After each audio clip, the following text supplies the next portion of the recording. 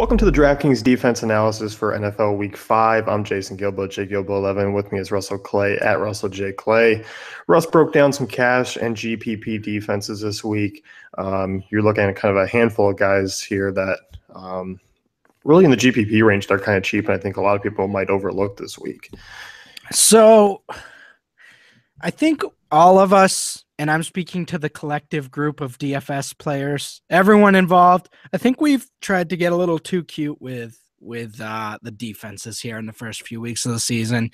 I know I did with the Ravens a little bit. I didn't write them up in here, but as far as paying down, I mean, I'm just looking at the Vikings and the Panthers as not the Panthers, the Broncos. I mean, Broncos and the Vikings as two teams that are just so safe right now. And especially for cash games, I don't know if there's really a need to fade them with some of the value kind of plugging away with injuries every week. So that's kind of how I'm viewing it. I know Atlanta's been awesome lately, but I still think I'm looking at the Vikings this week.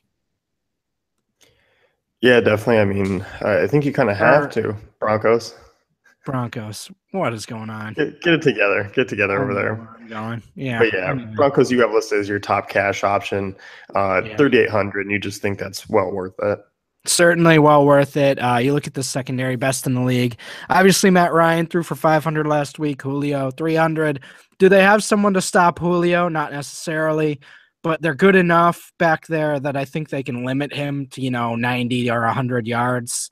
And if that's the case, I don't see the secondary options really pulling through here. And even if they do, Matt Ryan's been perfect throughout the first 4 games. I think this is a nice week to bank on some regression. I don't think they're going to be very high owned because it's Atlanta. So that's certainly a way I like to go. Either way, both tournaments and cash games, they're going to be low owned in both formats, but I think they're a really safe way to go. At least 10 points getting there. Yeah, I definitely do too. I mean, on the road there for Atlanta, as you mentioned, the secondary option is not really a threat against this defense of this caliber.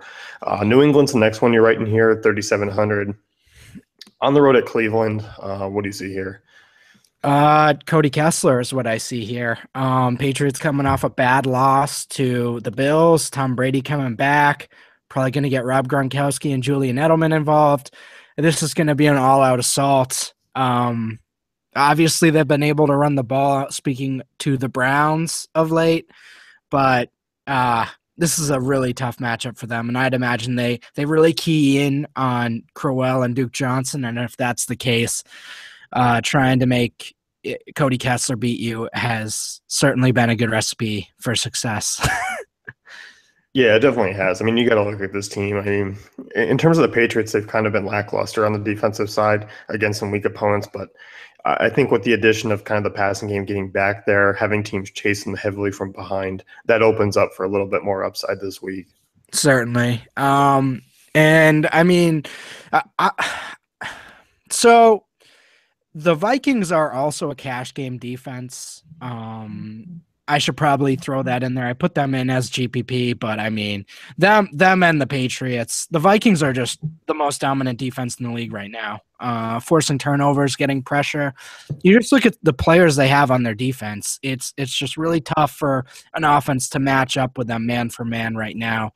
I look at Houston as a team that I like Will Fuller. I like DeAndre Hopkins on the edges, but they have corners to really, neutralize them at least to a certain degree.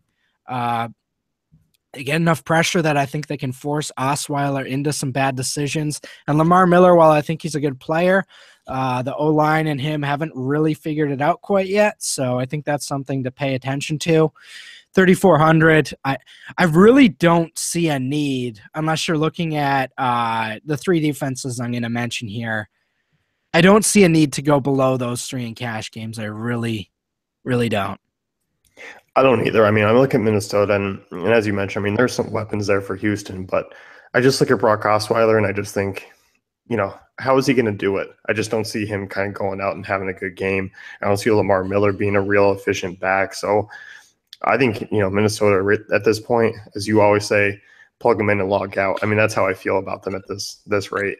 And the general vibe I got even last week, it's like these defenses are just so good right now. If I fade them, even if I save that 500-600 for that other defense,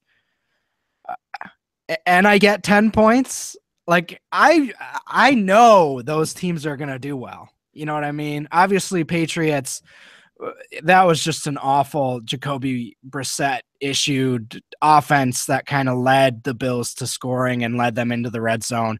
I mean, the Bills got 3 or 4 opportunities right away in the Patriots side of the field because of their offense. So that's kind of what you're looking at there. And the Browns aren't even, the Bills, and the Bills are bad. So as far as the Broncos and Vikings, though, I'm very confident they're getting 10 points. You know what I mean? Like, I think you can lock that in. So what are the upside of these punt defenses?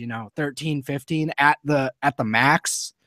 I don't know. I think I just want my 10 points, especially like even in tournaments, like I want my 10 points. Cause if my defense gets 3, I'm out. Like I'm drawn dead, it doesn't really matter what the rest of my team did. So I kind of want that safety right now. If you're looking for a cheap one, I think the Eagles are a great way to go about it. I think the Lions are getting exposed a little bit here.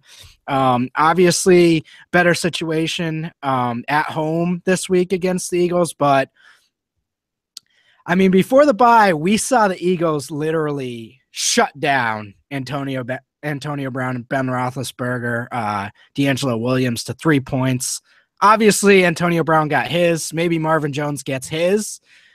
But as far as the whole offense, I mean, there's no running game at all for this Detroit team. And I think they're going to be able to key in on Marvin Jones. Golden Tate looks really hurt. And Ebron hasn't quite, lived up to expectations. So I'm in on the Eagles as more of a tournament move. I am too. We didn't talk at all before, our pods, and I slacked you. I was just like, oh yeah, you and I both on the Eagles this week.